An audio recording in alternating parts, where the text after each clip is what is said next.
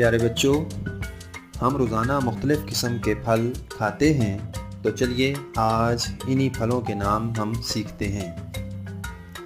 بنانا، کیلا، ایپل، سیب،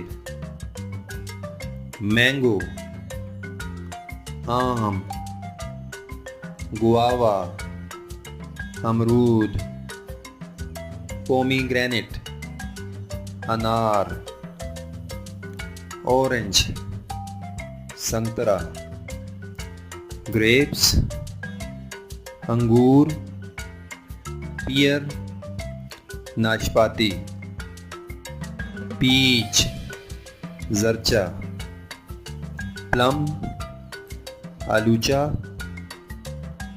ایپریکاٹ، خوبانی،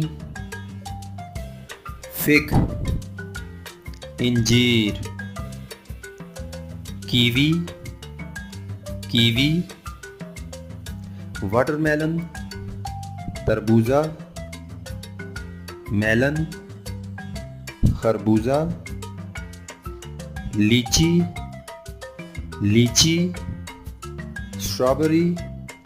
strawberry,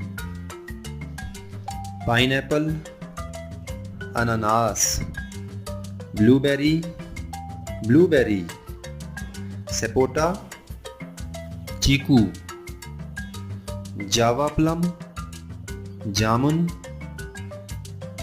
papaya, پپیتا۔